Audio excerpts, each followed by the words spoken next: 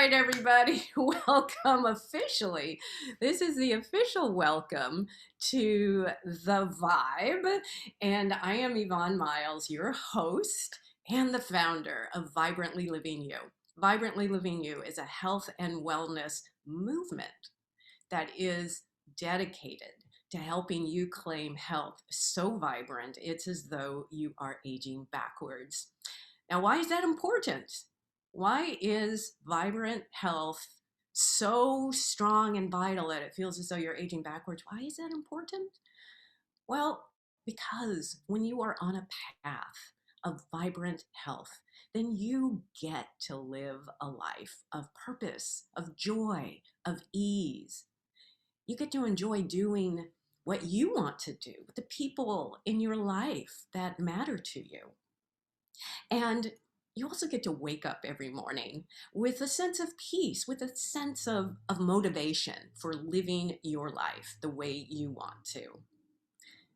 The alternative to that is maybe not so great. It's a life of struggle. It's a life of perhaps pain and perhaps some stress. So we are here instead to bring you interesting perspectives and topics, fascinating guest speakers, hopefully some inspiration to help guide you on that path to being able to wake up every day with that energy and with that motivation to have balanced energy to live a vibrant life. And that's why I call this Vibrantly Living You, and this is called The Vibe. All right, so first, I want to say, before we get rolling, that it's really good to be back here with you. It's been about 3 weeks. We took a 3-week hiatus, and that was so that I could take a biking adventure with my niece and vibrant team member, Catherine. We went out to the wine region of California in the Napa area, and we biked a total of 111 miles all the way to the Pacific coast. We had a great time along the way. We met up with some good friends. We met some new friends. We got to enjoy the fresh air and the sunshine. We got to move our bodies. And of course, we got to eat some very delicious food and sip some of the specialties of the region. I'm talking about wine. So it was perfect, and it couldn't have been at a better time for us. We've been incredibly busy here at Vibrantly Living You ever since January. And one of the themes that we talk about for having balanced energy and living a vibrant life is to make sure that you take care of yourself, to take some downtime, and also to be out in the fresh air, and also to be with people that you enjoy being with, as well as taking care of your body. And so it definitely came at a good time for us because we have been on a roll since January. We have hosted a masterclass that was dedicated to helping you discover your own personal fountain of youth. And we ran a challenge in February that we called Rise and Reset, the Rise and Reset Sugar Challenge. And then we followed that up with our clients with the Rise and Reset Detox Program. And then just in May, we ran a really wonderful program, so delightful, called Raise Your Resiliency. And that was followed by the Plant Powered Body Reset. And that was all about helping our clients reset their bodies, reset first from the sugar and then from this exposure, unnecessary added exposure of animal protein, which fuels inflammation in the body. So in both of these cases, these were opportunities for our clients, our followers, to just try on a different way of taking care of their bodies, a different way of nourishing themselves. And I'm really pleased to say, and I was so warmed by the fact that they experienced some incredible results as a result of going through these two challenges. Some were one, in one case it was 5 days, in another case it was 10 days. And they reported remarkable results, like reducing their cravings, losing weight, reducing inflammation in their limbs, reducing blood pressure, and gaining all kinds of new energy to spend time with their loved ones. So I was very gratified to be able to guide them on that path. And I want to give a really great big shout out to Mita, to Meg, to Brian, and to Stella for convincing me and insisting that we bring these challenges back again this year if we can, instead of waiting until next year. So I just want to say, stay tuned. If you want to get in on some of that goodness, we're working behind the scenes to figure out what our new schedule will be so that we can work those in. But drop me a line in the chat, or send me a heart signal. We're going to be talking about the heart chakra today. So give me a thumbs up or a heart symbol if that's something that you would be interested in, because we'll be sure to reach out to you personally to let you know when we are able to bring those back. Okay, so let's move on with a little bit more about today. As you know, since January, in addition to all those programs that we've been running, we have been looking at vibrant health through the lens of the chakra system, and focusing each month or every couple of months on a different chakra. Now, if you're not familiar with the chakra system, no worries, quick refresh. You can think of the chakra system as being a map of the energy pathways, your energy body that runs through your body. It works right there along with your physical body. It's more familiar if you're familiar with yoga or Eastern-based medicine practices and philosophies, but it's gaining traction in the West. And so just think of it as this pathway. And the chakras generally line up, the major chakras line up with those major organs or endocrine glands of your body, wherever there's a lot of energy being focused. So that's what the chakras are all about. And for the month of July and August, we are going to focus on the heart chakra. The heart chakra. Now, as I look back over the biking adventure that I just returned from, once again, it's perfect timing to be talking about the heart chakra, because, without a doubt, biking it requires a strong heart and also strong lungs. And these are the realms of the heart chakra. But it also involves connecting with people, and we were able to do that, and taking care of ourselves. We were able to do that, and taking care of our physical bodies. So those are all part of the heart chakra. Let me tell you a little bit more specifically about the heart chakra. Obviously, it's located here in the region of the heart, right? But think of it as going all the way back to the spine, this whole region, because we're three-dimensional beings. And so every chakra, no matter its general location, is always going to extend backwards as well. Yes, it involves the heart. And as I mentioned, also the lungs, the ribs, the thymus gland, which sits right behind your sternum. You can also think of it, though, as being the upper spine, the shoulders, and in some cases, even the upper part of the digestive tract. So there's a lot going on there. Now, symbolically, that's one of the reasons that we take a look at the chakras, is that that lens that we use is that symbolic lens. And so symbolically, the heart is about love. And it can also be about loss and grief. It can be about connection.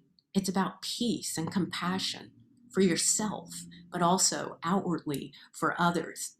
It also involves creativity and kindness. It's how you relate to other people. Now, because the heart chakra sits in the middle. It's also the center, the central of the 7 chakras, that the 7 major chakras. There are 3 below and there are 3 above. And this is what I absolutely love about it, because it connects the physical body, which you can think of as being this physical and instinctual body, as you can think of those lower 3 chakras as representing. So it's the connection between the physical, instinctual, but also of the emotional and the spiritual, which those upper 3 chakras represent. And it sits right in the middle. It's that connecting point. I just love that. I just love that about it, because that just seems to be a theme for today. And because because of that, it connects the two. Something else about the heart chakra, you can think of the color as being green. Think about peace. Well, I always want to, mostly we think of the heart chakra as being red, but it's really about peace and peacefulness. So the color is green, and it has a name in Sanskrit, and that name is Anahata. I just love that. Anahata. It takes a lot of breath to say. It's a gentle breath of air, a gentle puff of air. Anahata. And the element, the physical element, the natural element of the heart is indeed air, hence lungs. So lots of great symbolism for us to work with. Needless to say, for a vibrant life, you want to have a balanced heart chakra. Everything in balance. And when it is balanced, you can be loving, kind, and compassionate toward yourself, but also toward others. You'll have a healthy sense of self-worth and self-love. Now, the opposite of that is that when it's out of balance, then you might feel that you're disconnected from yourself and from others.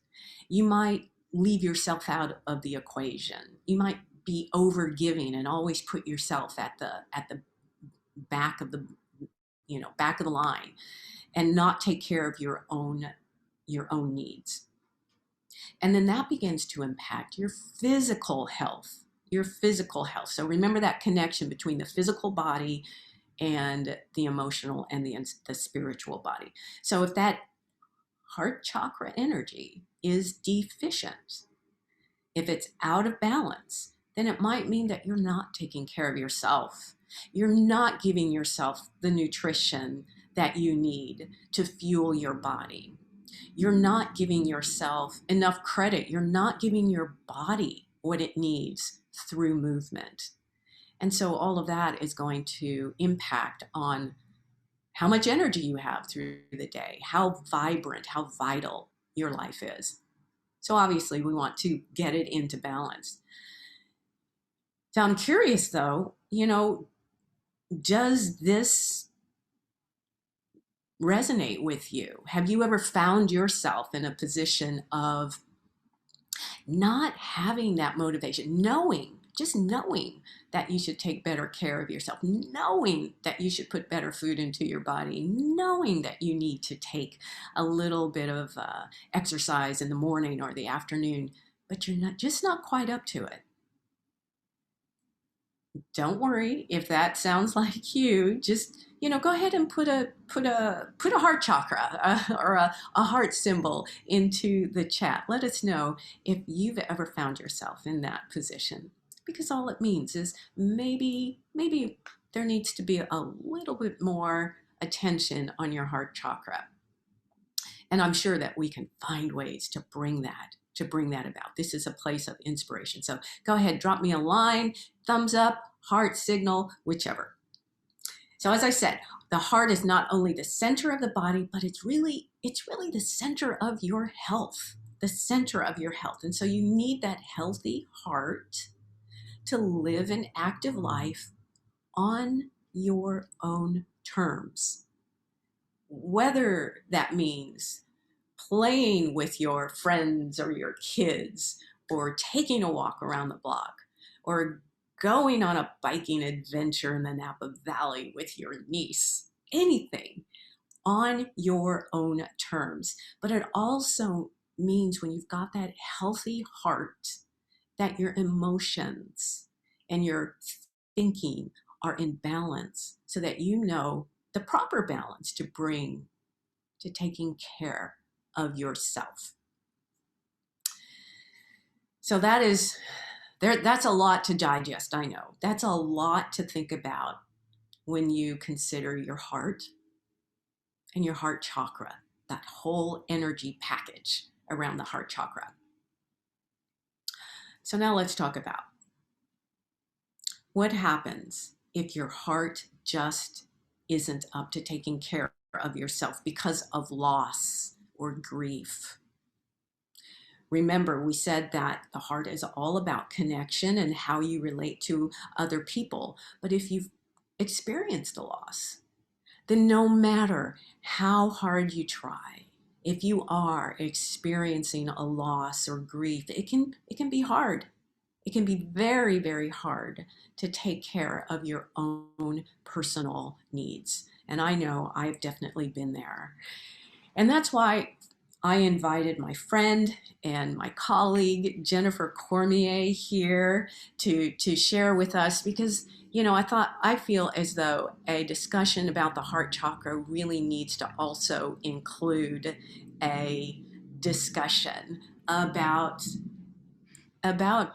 grief and what that really means and how we can integrate that into our life. So Jen, are you there with us? I've got you on gallery mode, and I invite you to unmute and reveal yourself. There she is. Hi, Jen. Twinkle fingers. It looks like you've moved outside. Hi, can you see me and hear me? I can see you. Great. I hear you. Yes. Everybody, let me tell you a little bit about Jen. Jen is a grief guide, and she brings 20 years of experience in the healing arts to clients who are moving through life transitions and through grief. And she is absolutely committed. I don't think I've ever met anybody who is more committed to the evolution of how we relate to death and walk through our grief.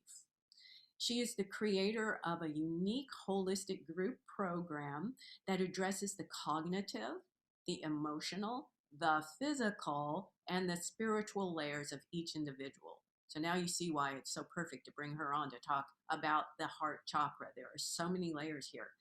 Jen, I celebrate you because I love it how you take a stand for people, because when we shift our perspective and when her clients shift that perspective, when you shift your perspective to include your body in the grieving process, then and you begin to see grief as a creative collaborator in your life, then you're able to open the door to real healing and peace. There's that word again, peace, with the heart chakra. So Yes. it is my absolute honor to bring you here to our audience in the vibe. Welcome, welcome.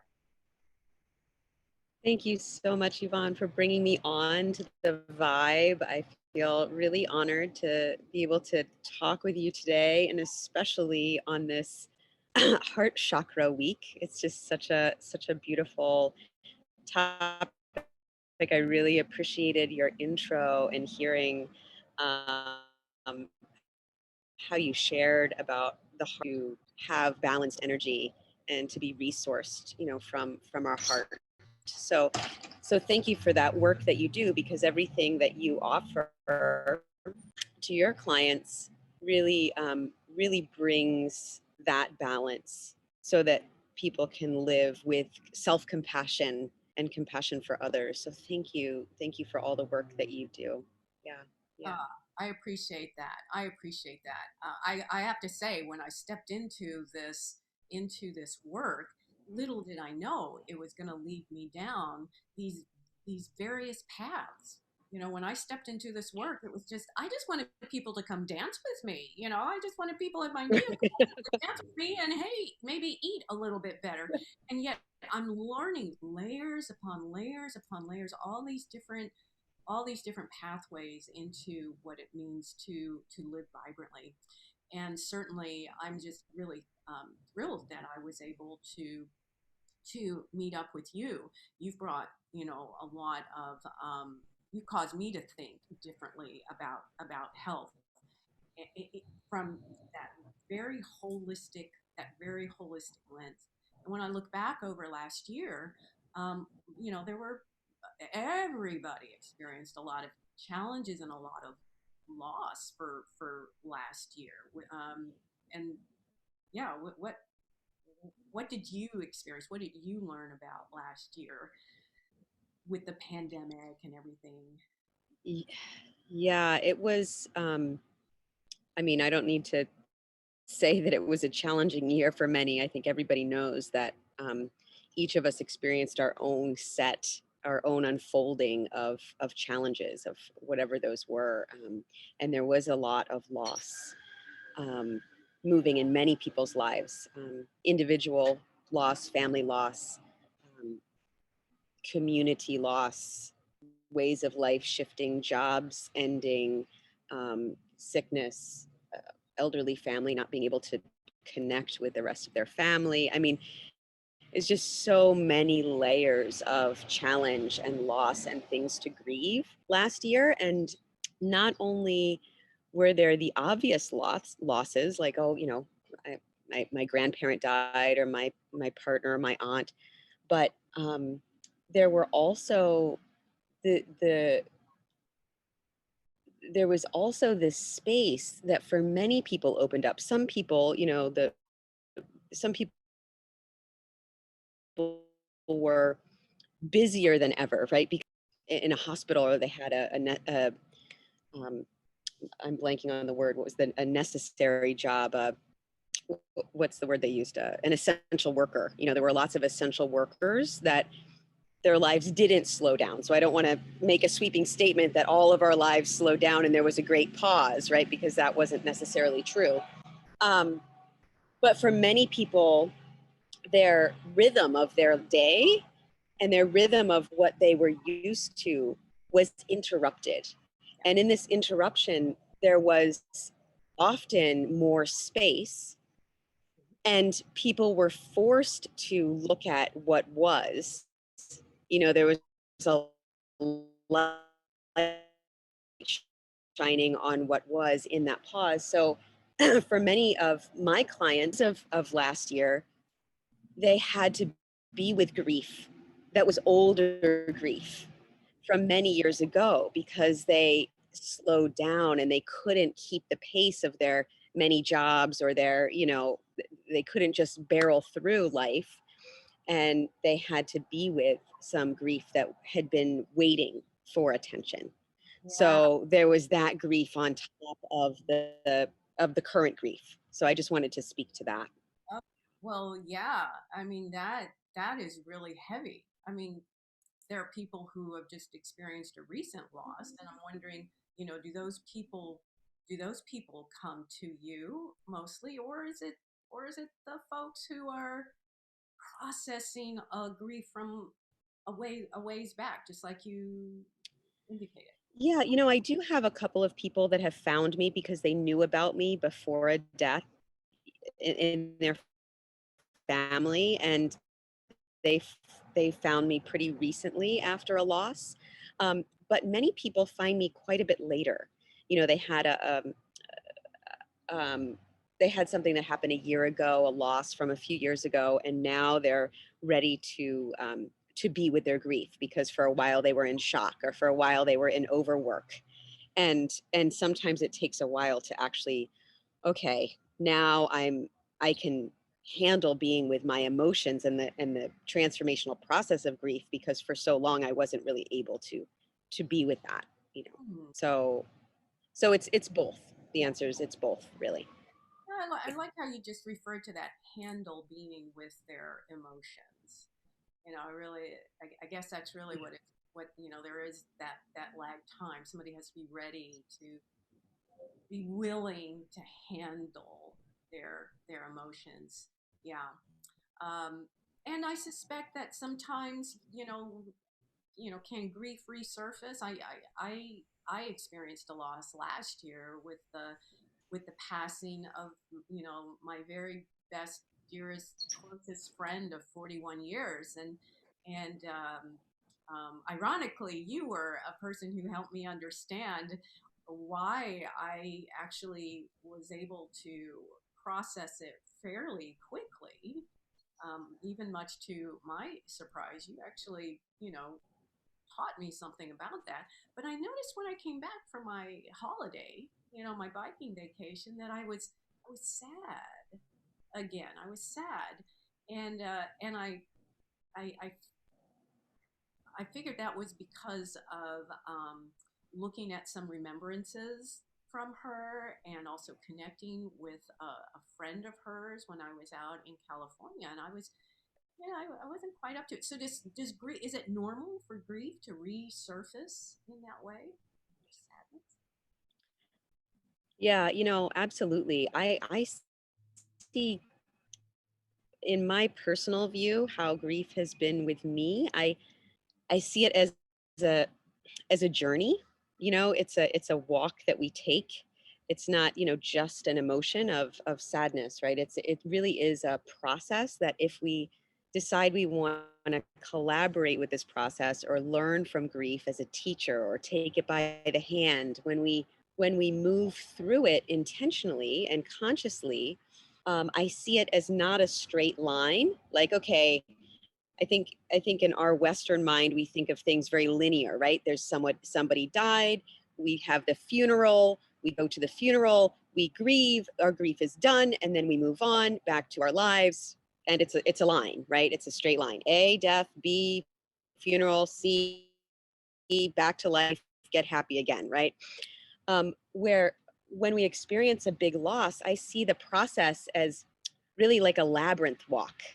So if you've ever walked a labyrinth, you know that, it's not a maze, there are no dead ends, but when you enter, you walk and you think you're in the center. You think, "Oh, I've arrived, I'm complete. I'm in unconditional love now." It's all, and then you realize you're not there yet, and then you turn back and you go this way, and then you go this way. So it really, it can surprise us like a labyrinth. Like, oh, now I'm back in sadness. I thought I was just going to be in celebration from now on, and it just moves that way. So, and it's a different process for each person and each loss. Mm, that, yeah, I can see that. I can see how that works, and how it's so important to not do the one and done, you know, Yeah. like we do in our Western world. We really haven't been taught in our culture the proper way to truly grieve. Yeah, yeah, okay, yeah. So We never got the human handbook. yeah, and isn't that interesting? They say, when you have a child, that, they don't teach you how to be a parent. There's no handbook. I guess now there are various handbooks, but they don't teach you about parenting really. And it's kind of the same at death. But you know what I think that is, in my view, that I've come to is that in our culture we like to compartmentalize everything. Birth, death are both institutionalized, and we have events for adults and we have events for teenagers and we have events for small children and we have things for the elderly and the retired. But in traditional culture, the village really is mixed, right? The elders are respected and they tell stories to the children, and the teenagers are watching the kid. There's really a mix of life ages and stages, and we glean wisdom from each other. And I think because we compartmentalize, I'm standing right across from like a preschool, and if you're not a preschool teacher, you don't really know a lot about preschool kids. And if you haven't had a baby yourself, you don't really know much about babies. And I realized in my 30s that I had never seen anyone born or die. I witnessed another human come into the world or leave the world. Okay. So anyway, I just that just came up when, just sharing this. Yeah, there's no intergenerational wisdom right now. This wisdom, we don't really learn it unless we, you know, as adults, we take trainings in yoga, or we learn different traditional ways. And, you're teaching now your community about the chakras, right? But that's not something that we learn as elementary schoolers, right? How to take care of our hearts, and how, wouldn't that be amazing if we learned all of these beautiful things that you're teaching as children, Right. Yeah, right? absolutely. Yeah. Absolutely. So, just as a side note to everybody, Jen's moved back inside, so there may be a little bit of extraneous noise around her, but I can hear her very well, so I'm sure that you can. I'm confident you can too, and we're gonna barrel on with this. So, Jen, why should someone reach out for grief support? Mm. Yeah. So the heart, right, is so important that we take good care of it. And you spoke at the beginning to the heart needing a source of energy, and needing to not be depleted, and needing to be balanced. And how you do that, right, is you take care of yourself in that holistic way that you teach, right? The food, like, what foods are we taking in? Are we getting the nutrients? Are we getting the emotional care, right, that we need? Are we getting the movement in our lives? Are we breathing correctly? Are we, all of these layers really go to nurture a healthy heart. And without a healthy heart, we can't be vibrant, we can't be alive. So the heart is so important. And you spoke to, it's the seat of not only love, but, self-compassion, compassion for others, grief. The heart is held by the lungs, and the lungs in traditional Chinese medicine, they hold the space for grief, and we need to take care of ourselves, not just in the everyday when things are going well, but we need to take care of ourselves when there is a shock to our system, when there is a loss. That is not the time to be isolated, and to be alone, and to not have nurturance. So it is so important to reach out and stay connected for your heart to other people, to receive support when you are grieving, to care for your heart, really. And we look at, our culture, we have such a high rate of heart disease, right? Heart attacks, strokes. There's so many heart conditions in our society. And really, we're set up to do, emergency medicine, really, in our culture. But what you're offering is like, no, you don't want to get to the point where your heart is failing. You want to take care of your heart, decades before, so that you have resiliency and vibrance for your whole life, for your whole retirement, and that you can stay healthy all the way till the day that you die. You don't have to. We think like, oh, well, I have to decline and get sick and have all these problems and then I die. You don't have to. There are people that stay healthy all the way to the end of their life, in their 90s and 100s. So that is possible. Yeah, vibrant, health so vibrant as though you're aging backwards. Aging backwards. I just So I just have to call out something that you just said yeah. that I just love. When I asked you why should somebody reach out for grief support, and you said it's to take care of your heart, to Yes. take care of the physical heart, so that it can take care of you. And this, I never really thought about it in that way, but there's that condition called broken heart syndrome, where two people who have been together for a long, long, long time, partner dies, and then within days, sometimes hours, that other person dies as well because of the shock to the heart. So yeah, I've always thought, if you're really having difficulty moving through your grief and you need to reach out for someone. And until you said this, never really connected it to, no, it's like fixing a broken arm. You gotta fix your heart. you've got to fix your heart. And you and like you said, you know, the lungs are, you know, surround the heart, and that is also where grief is held. That's where that air comes from. Just think of that, you know, gasping for air when you're deeply, deeply crying and all. So thank you for bringing that perspective. See, everybody, I told you, interesting perspectives and new findings. We make all kinds of connections here on the vibe. Give me a heart. Give me a heart signal if this was an aha for you. Oh my gosh, this is wow. You just exploded my thoughts. Yeah. Love it. Love it. Okay, so with that in mind, you've got a program coming up soon, don't you? You want to tell us about it?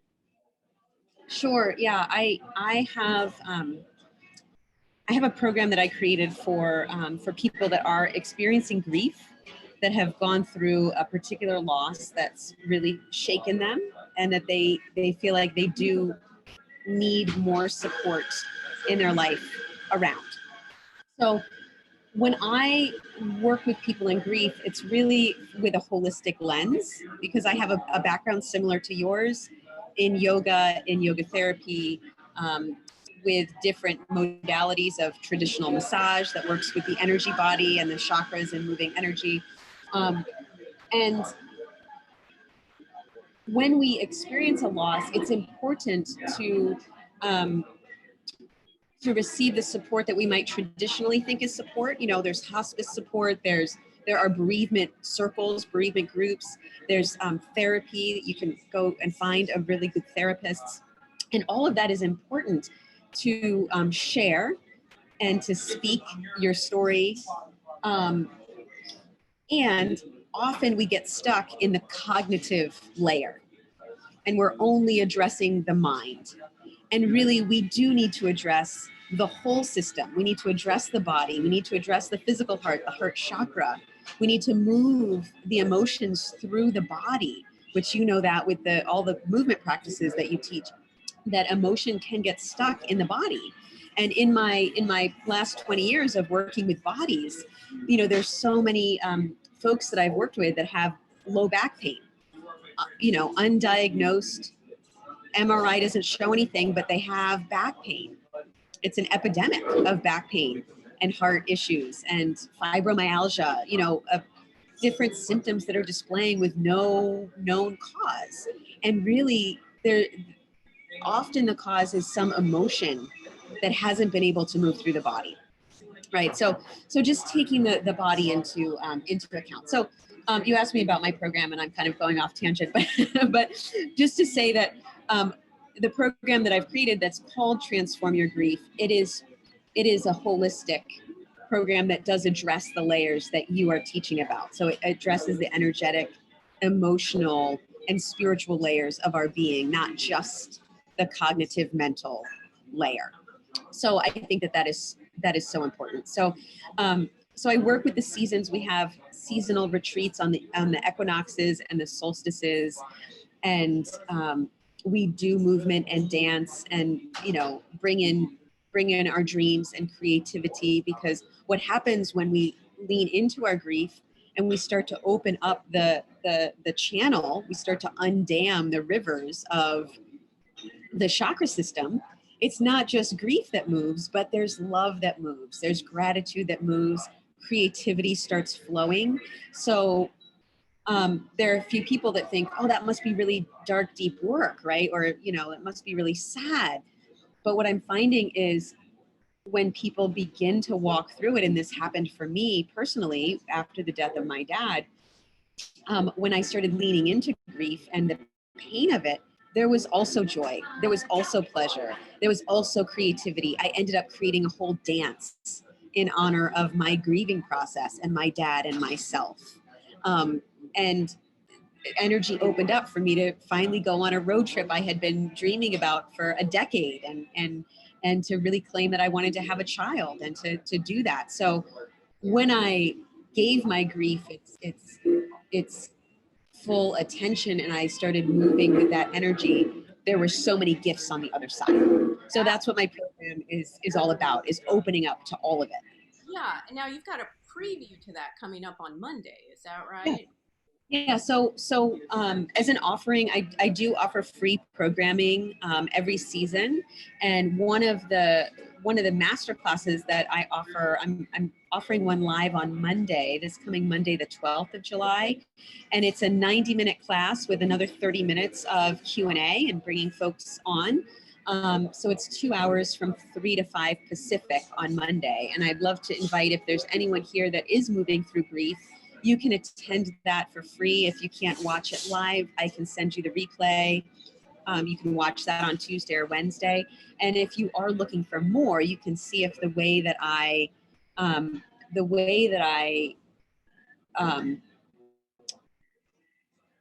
hold grief, if that resonates with you, then I do. This is one of the last time in the year that my group program is actually open. We're starting our summer season on Friday of next week in a week on the 16th, and I have a few spots open for some new folks to join the cohort that's already been working with me this year. So Okay, all right. So I think the key thing for our listeners to key in on is, get to that Monday event.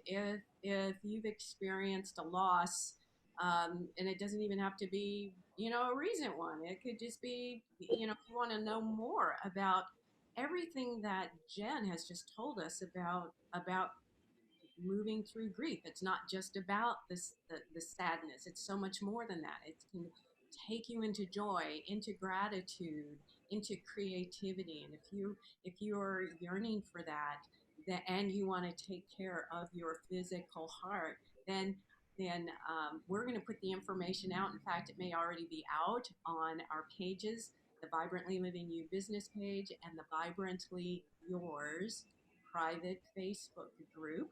The information is out there to join Jen on Monday. She said 3 to 5 Pacific, which is going to be 5 to 7 Central Time. 5 to 7 Central Time. So be sure to look out, to look there.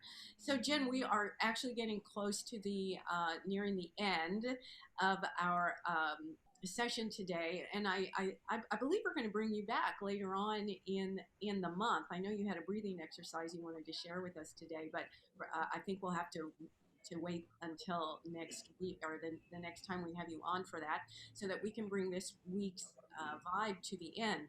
But before I go, and of course, huge thank you to Jen, but don't go away. Before I go, I do want to mention, we usually bring up a chakra food and a chakra move of the week for you to focus on, to bring that chakra and those lessons a little bit more into perspective for you. Now, I don't normally do it when I'm just introducing the chakra, but because I had a guest here, I thought, okay, let's do the chakra food and the chakra move. And so, guess what? We talk so much about, we want you to eat your greens, right? We also talk about our G bombs, our greens, our beans, our onions, our mushrooms, our seeds, and our nuts, and our berries. But we're going to do something a little different on the chakra food of the week this week, and it is going to be, drum roll please, dark chocolate. Oh, yeah. Dark chocolate. And why dark chocolate? Well, if you like chocolate, then it really is a good food for you. It can be really healthy when it is not loaded with a lot of sugar and a lot of saturated fat. So those are the key things to look for: a high cocoa content and a lesser amount of the sugar and fat. It's also important not to dive into it, but to just maybe exercise some moderation and have just a small piece or two. So what does it do? It helps reduce inflammation, because the cocoa bean it helps provide natural antioxidants into your body. So that is what helps get rid of those free radicals in the body and helps reduce inflammation. These antioxidants some are found naturally in your body, but you can always get them through fruits and vegetables, certain fruits and vegetables, nuts and seeds, and that includes cocoa beans. So If you nibble a little bit here and there, then that's a way to show yourself some love and take care of your heart. So that is why dark chocolate is this week's chakra food of the week. So enjoy. Go treat yourself to a little bit of chocolate. Chocolate for the chakra. Then your chakra move. Most of the time we pull it from yoga. Sometimes we throw another little something in there, but today it's going to be yoga, and it's going to be the standing forward bend.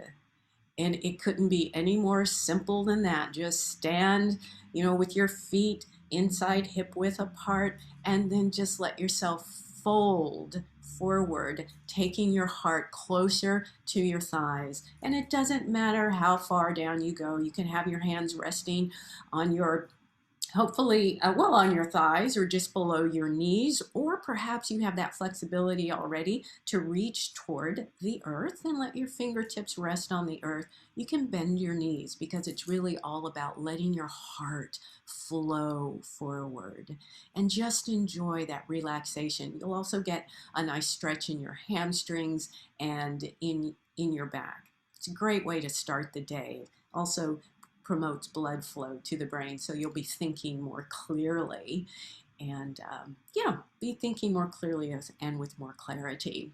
So chakra move of the week, standing forward bend.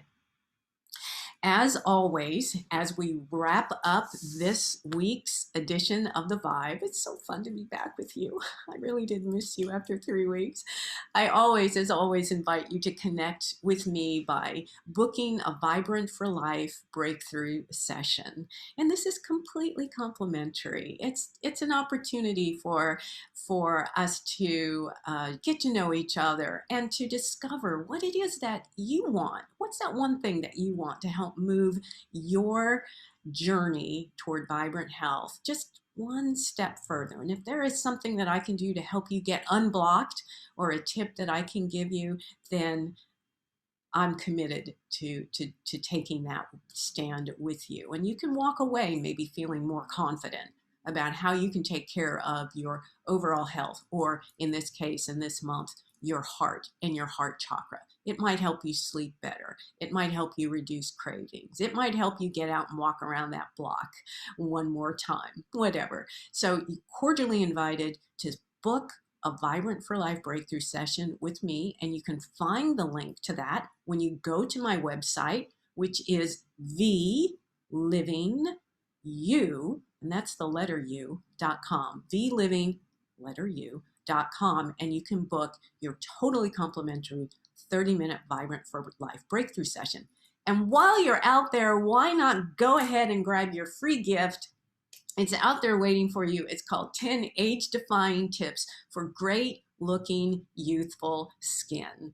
My top 10 tips for how to feel that sense and have that confidence that you are radiating really vibrant health through your skin, because vibrant health does show up as healthy skin. It is one of the first indicators when your health might be a little bit out of balance. So go ahead and grab that when you sign up for your breakthrough session. Well, that brings us to the end of today's Vibe. I want to say thank you once again to this brilliant woman, Jennifer Cormier, and your work as a grief guide. Thank you for all of these incredible insights that you brought to us. Thank you for having me so much. It was really a pleasure to be here, truly.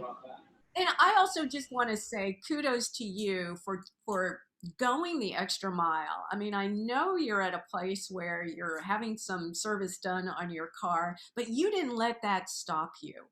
You did not let that stop you from bringing your message of hope and healing into this community. And so kudos to you, everybody. If you appreciate what she's done, give her a high five in the chat, send her some love, whichever. Love. We're gonna make sure that this video gets shown far and wide. All right, everybody. This has just been delicious. It's just been wonderful. It brings us to the end of this week's Vibe. I leave you with the thought that it is possible to not just look, but to feel as though you're aging backwards, and to look vibrant and be vibrant, experience vibrancy, and remember that a vibrant life is yours for the taking. So reach out and grab it. We'll see you next week. Okay, bye. And join Jen on Monday. All right, bye, everybody.